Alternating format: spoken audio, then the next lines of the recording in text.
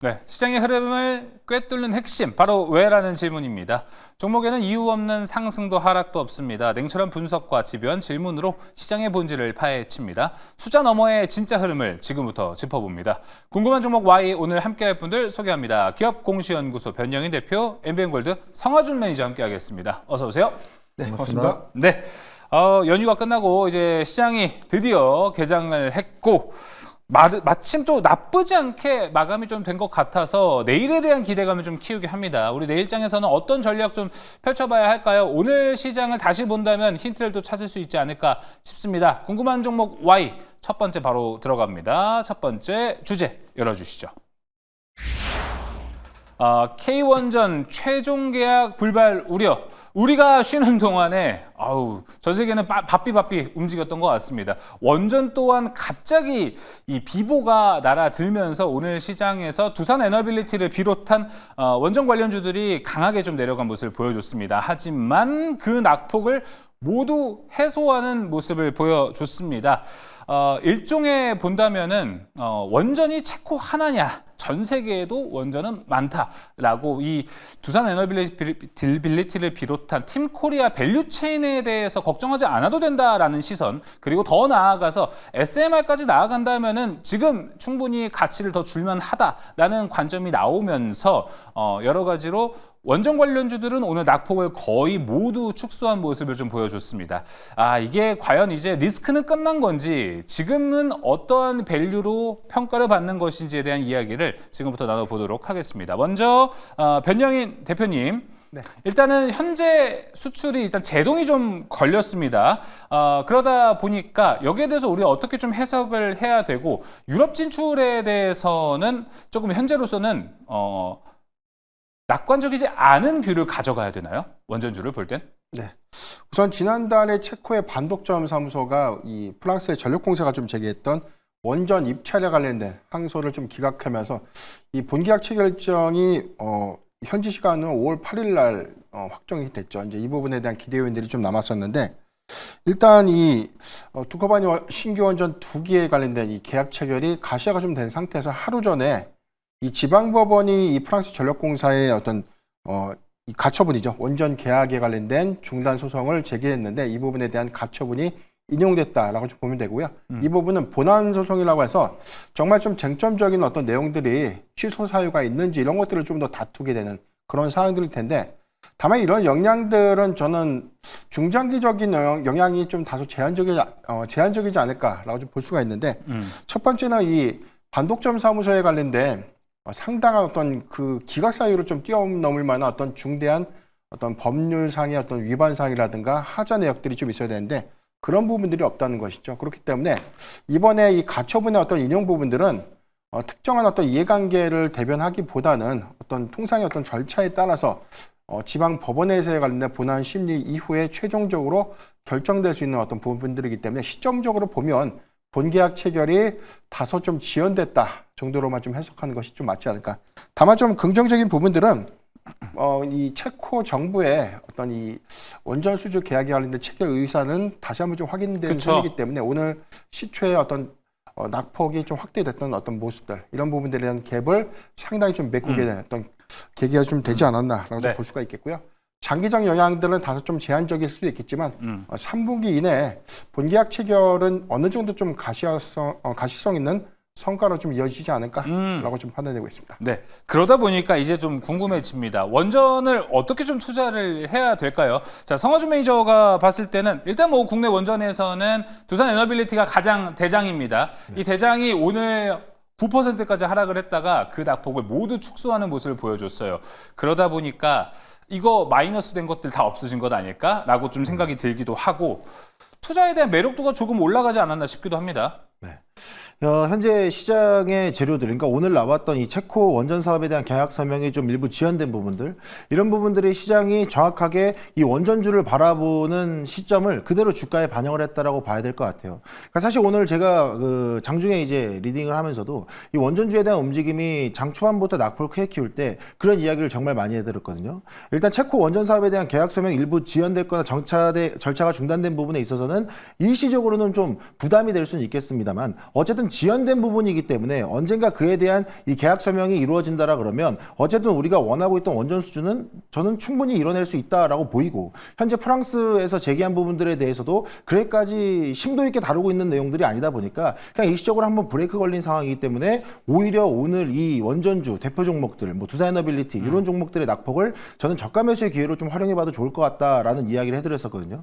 앞서 말씀해 주셨던 것처럼 제가 보기에도 현재 원전주의 이 체코 원전 이 수주에 관련된 부분들이 일부 좀 중장기적으로는 그렇게까지 길게 좀 영향을 끌고 갈 거라고 보진 않습니다. 네. 그리고 특히나 오늘 시장에서 바라보는데 원전주는 일단은 단기적인 이런 악재에 대한 부분들은 일부 그냥 지연된 부분에 의한 실망 매물 정도만 나왔던 거고, 오히려 장기적인 해당 원전 기업에 대한 성장성을 좀 주목했다라고 봐야 될 것 같아요. 특히나 두산에너빌리티 같은 경우에는 이 가스터빈에 대한 전 세계적인 가스터빈에 대한 수요가 증가하는 부분에 있어서 이 매출 기대감 여전히 남아 있고, 특히나 두산에너빌리티는 소형 원전에 있어서의 강점을 드러내는 그런 기업이다 보니까 아무래도 뭐 테라파워라든가 아니면은 뭐 뉴스케일 파워라든가 주요 기업들하고 이 소형 원전에 대한 협력들을 계속 읽어내는 부분들이 나중에 고부가 가치 사업에 대한 부분들로 매출 성장을 좀 이끌어낼 수 있지 않을까. 지금 당장에 대한 원전 사업 계약, 원전에 대한 계약 서명 중단은 좀 일시적인 악재가 될 수 있으나 중장기적으로 봤을 때는 이거 가지고 원전주를 세론할 정도, 그러니까 매도할 정도는 아니지 않느냐. 그렇죠. 오히려 저가 매수할 수 있는 미래 성장성에 대한 재료가 훨씬 많다라고 판단한 부분들이 오늘 원전주의 이제 반발 매수로 좀 잡혔던 것 같고요. 제가 보는 입장에서도 하반기 고수익 사업에 대한 이 실적 턴어라운드 기대는 충분히 있는 상황이다 보니까 앞서 말씀드렸던 것처럼 대장주인 두산에너빌리티를 필두로 뭐 소형 원전에 관련된 기업들이라든가 뭐 가스타빈 관련 기업들, 뭐 중소형 기업들도 원전주의 종목들을 충분히 여러분들이 지켜보셔도 좋다. 좀 이렇게 말씀드리겠습니다. 알겠습니다. 자, 그럼 변영희 대표한테는 두 가지를 한번 물어보도록 하겠습니다. 지금 원전주 이런 이슈들을 싹 봤을 때 어떤 투자 전략을 가져가는 게 좋고 탑픽 종목은 과연 뭘까요? 네. 일단 오늘의 노이즈 영향이 가장 중요했는데 사실 이 본계약이 취소될 만한 중대한 귀책 사유가 좀 없다는 관점. 이 부분은 단순한 가처분 인용 때문에 계약의 체결 시점이 좀 지연됐던 그런 부분이라고 좀 단정을 좀 해야 될 것 같고요. 네. 이런 관점이라면 오늘 시초에 낙폭을 키웠을 때가 오히려 매수하기 가장 좋은 포인트가 좀 되지 않았나. 근데 다만 좀 오늘 전체적인 어떤 원전 섹터, 특히나 뭐 BHI 같은 종목은 오히려 52주 신고가를 좀 경신을 했죠. 네. 이런 부분들은 단기적인 어떤 수급 기대감보다는 국내에서의 이 탈원전 정책이 친원전 정책으로 선회되는 그런 기대요인들이 점진적인 원전 산업 생태계의 낙수 효과에 관련된 기대감들도 재차 좀 남아 있는 점, 여기에 더해서 뭐 대선 정책 기대감들이 재차 좀 남아 있는 점을 좀 주시를 해보면 저는 오히려 조정시 매수의 관점은 계속 유지가 돼야 되지 않을까라고 좀 판단해 보겠습니다. 네, 알겠습니다. 자, 조정시 매수 관점 그리고 탑픽 종목은 두산에너빌리티로 또 이렇게 정리를 해보고 넘어가겠습니다. 네. 네. 픽스 역시 두산에너빌리티. 네. 네, 알겠습니다. 자, 그럼 이제 두 번째로 좀 넘어가 보도록 하겠습니다. 궁금한 종목 Y 두 번째로 넘어갑니다. 두 번째 주제 공개해 주시죠. 자, K방산. 야, 그렇게 올랐는데요. 과열이 아니다라고도 할 수 있을 것 같습니다. 사실 우리가 방산, 뭐 담배 이런 종목들을 죄악주라고도 가끔 합니다. 이게 주가가 올라간다는 건 그만큼 무기가 많이 팔리는 거고요. 인간에게도 건강에 안 좋은 담배가 많이 팔린다라는 것도 합니다. 하지만 주가는 올라가다 보니까 이게 죄악주라고도 하는 건데, 자, K방산이 우리가 또 쉬는 연휴 기간 동안 인도와 파키스탄에서 또다시 한번 무력 충돌이 발생했습니다. 사실 방산 관련주들은 이 전쟁이라는 이벤트 자체가 호재로 반영하기 때문에 더 크게 올라갑니다. 이런 이슈를 또 뛰어넘어서 오늘 한화에어로스페이스는 현대차를 제치기도 했고요. 시총이 현대차를 제치기도 했고, 더더군다나 이제 한화에어로스페이스의 목표 주가는 100만 원 황제주를 눈앞에 두고 있습니다. 자, 그러다 보니까 다시 한번 방산 아직도 과열이 아니구나라고 우리가 해석을 할 수 있을 것 같습니다. 자, 이제 투자에 대한 이야기를 하나하나씩 해보겠습니다. 먼저 성하준 매니저님. 네. 자, 지정학적 리스크는 계속해서 좀 생겨나고 있습니다. 확실히 방산은 더 좀 수혜를 받을 것 같으신가요? 현재 시장의 분위기로서는 방산 충분히 수혜받기 좋다 말씀드리겠고, 특히나 이 K방산에 대한 기대감을 좀 계속 좀 지켜보셨으면 좋겠다라는 말씀을 좀 드리고 싶습니다. 그러니까 지정학적인 리스크는 우리가 예측할 수 없는 불확실한 이제 변수로 생각을 하시면 될 것 같은데, 아무래도 이런 부분들이 일부 특정 종목들의 주가 흐름을 좀 떨어뜨리기도 하고 끌어올리기도 하는데, 항상 끌어올려지는 종목들의 흐름 보면 이 방산주의 흐름은 당연한 듯 나오게 되고 있습니다. 이번에 최근에 있었던 인도와 파키스탄에 대한 부분들도 아무래도 좀 일부 외교관계 격화도 됐고, 뭐 비자 발급 중단까지 나오면서 강경한 대응들이 이어지고 있는데, 그런 상황 속에서 아무래도 양국 모두 핵 무기를 보유하고 있는 부분들에 있어서 전 세계의 안보가 좀 매우 좀 집중이 되는 뭐 중요한 상황이다라고 말씀을 좀 드려야 될 것 같은데, 사실 이거 말고도 아직까지도 러시아와 우크라이나에 대한 이 협상에 대한 부분들, 이런 부분들이 아직 진전은 된 것이 없고, 그 숨겨질 듯 숨겨지지 않는 이 중동에 대한 리스크, 그리고 또는 이제 뭐 대만 해협에 대한 리스크도 계속 나오고 있다 보니까 아직까지도 지정학적인 리스크는 꾸준히 시장에 잔존해 있고, 항상 그에 대한 수혜를 받는 방산주의 흐름은 꾸준히 계속 좀 지켜보셔야 한다. 다만 이 관련된 시장의 재료들, 그러니까 이 지정학적인 리스크들은 앞서 말씀드렸다시피 우리가 예측할 수 있는 범위 안에서 움직이지 않아요. 예를 들어서 우리가 뭐 연간 뭐 어떤 일정이 있어서 발생하는 리스크들이 아니다 보니까 그런 불규칙적인 리스크들을 좀 우리가 잘 확인을 해야 되겠지만, 항상 잔존해 있는 리스크들이다 보니까 방산주는 그때마다 좀 반응을 좀 가져온다라고 말씀드려야 될 것 같은데, 앞서 이제 정리해 주셨듯이 아무래도 방산주도 일부 좀 경기 방어주의 흐름도 있죠. 아무래도 경기가 좀 어렵다라고 하더라도, 불황에도 어쨌든 국가는 해당 국가의 안보에 대한 부분들을 좀 줄일 수가 없죠. 그렇다 보니까 예산을 계속 집행하고 무기를 구매하는 듯한 움직임들이 나오다 보니까 어쨌든 방산 기업들의 최대 고객사는 국가가 되는 부분들이 이 방산주의 수혜로 계속 작용될 가능성이 좀 매우 높다, 이렇게 말씀드리겠고요. 특히나 이제 우리나라 시장에서 흐름을 지켜본다라 그러면 오늘 하나 에어로스페이스 호재에 있었던 K9 관련된 부분들, 그리고 또는 현대로템의 K2전차, 뭐 이런 부분들, 그러니까 결국에는 이 지상무기 체계에 대한 기대감도 계속 나오고 있어요. 우리나라 방산 수출 효자 품목이다 보니까 이 K2 전차와 K9에 대한 수출 호재도 여러분들이 좀 주요 이벤트로 보셨으면 좋겠고, 뭐 이거 말고도 항공 무기 체계라든가 아니면 뭐 정밀 유도 무기, 뭐 전자전의 무기, 그런 관련된 재료들까지도 꾸준히 추적해 보신다라 그러면 대한민국 방산의 타포, 그리고 또 그 밑에 후발주자로 따라 들어오는 중소형 기업들도 여러분들이 충분히 한번 추적해서 대응해 보실 수 있겠다, 이렇게 말씀드리겠습니다. 예, 알겠습니다. 자, 다시 한번 또 방산에는 호재가 좀 하나 둘씩 좀 생겨날 것 같습니다. 자, 그렇다면 변영인 대표님, 네. 이제는 코스피 시총 5위 종목이 됐습니다. 하나에어로스페이스에 대한 전망은 좀 어떻게 보세요? 목표 주가 100만 원이 나왔거든요. 네. 지금 제가 뭐 유증 관련해서 일단 좀 더 여쭤볼 건데, 네. 현재 시점에서 어떻게 보세요?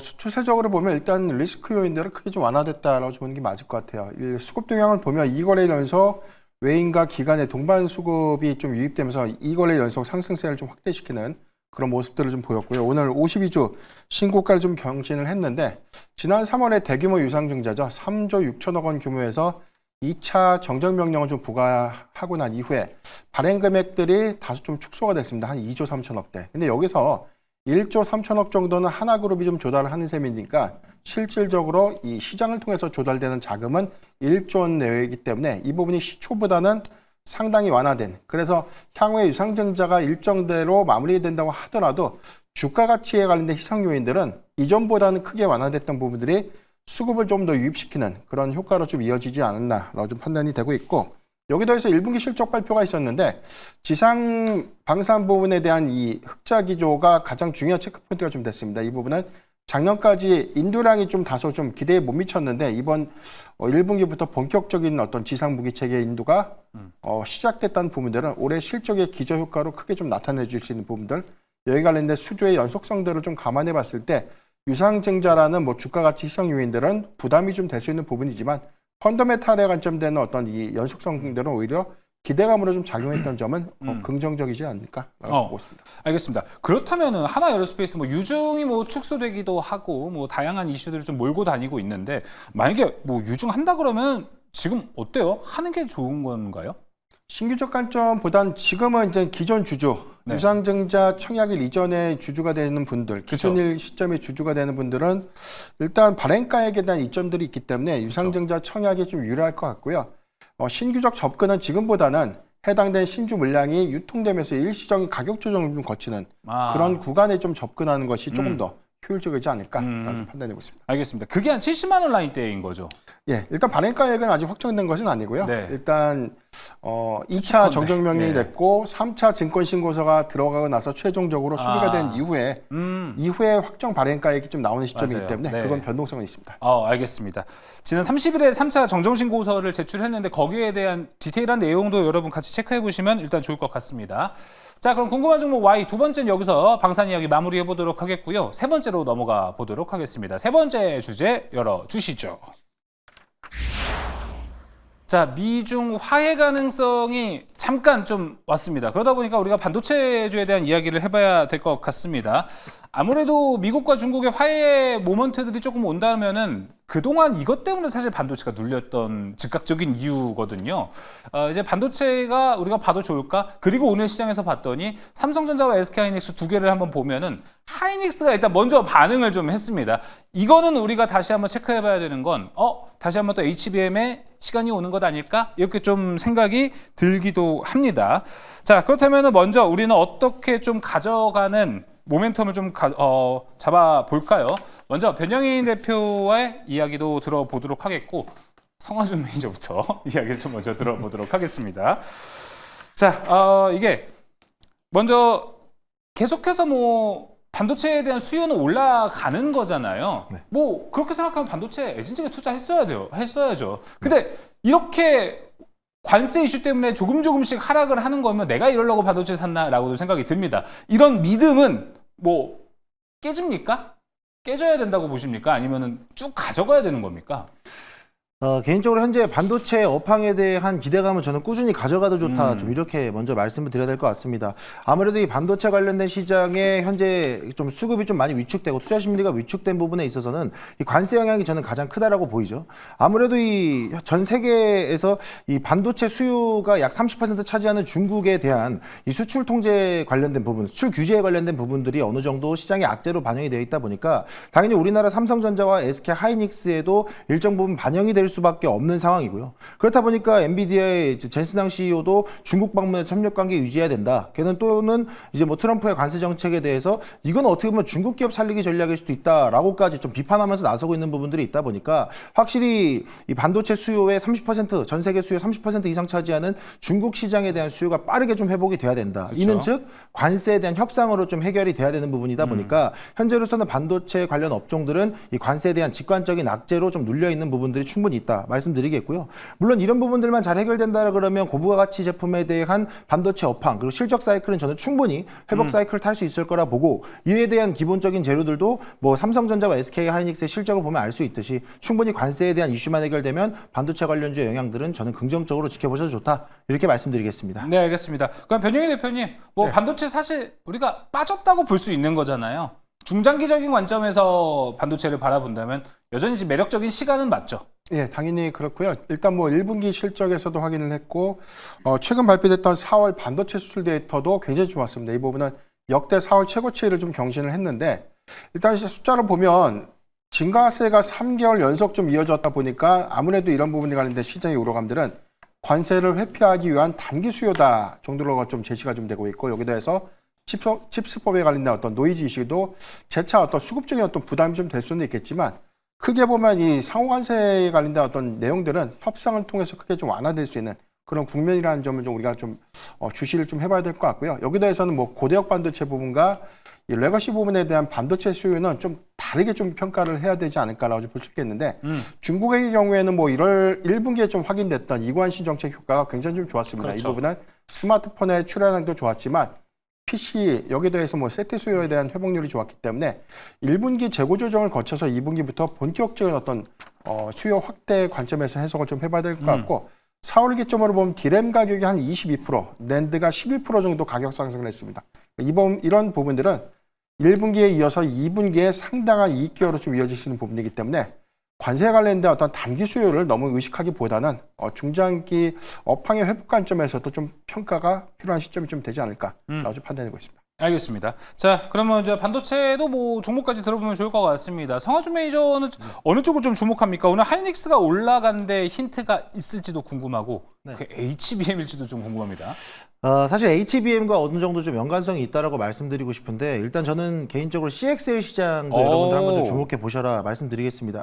그러니까 우리가 이전에 HBM 시장에 대한 흐름들을 추적하고 관련주를 추적할 때 당시에 이 고대역폭 메모리에 대한 성장 기대감은 있었으나 당장 실현 가능성에 대해서 의문을 갖고 관련주의 추적을 좀 못 하셨던 분들 그런 분들이 한번 주목해 보셨으면 좋겠는데 CXL이 아무래도 차세대 메모리로 좀 많이 부각이 되죠. 그러니까 쉽게 얘기해서 일방 통행하고 있던 CPU와 GPU가 교차 통행이 가능하게끔 열어주는 거다라고 좀 생각을 하시면 될 것 같은데 이런 부분에 있어서 삼성전자와 SK하이닉스가 시장 선점하기 위한 경쟁 구도를 만들어가고 있다는 점 특히나 지금 HBM 시장에서 밀려있는 삼성전자가 CXL 시장을 잡기 위한 글로벌 빅테크 기업들과의 협업이 이어지고 있다는 점 저는 충분히 여러분들이 앞으로 반도체 시장 보는 데 있어서 크나큰 재료로 함께 좀 보셔도 좋을 것 같은데요. 뭐 현재 시장 규모에 대비해서 2028년도까지는 한 23조 원 규모로 성장이 될 거라는 전망도 나오고 있다 보니까 충분히 CXL 시장에 대한 기대감 저는 충분히 담겨 있다 말씀드리겠습니다.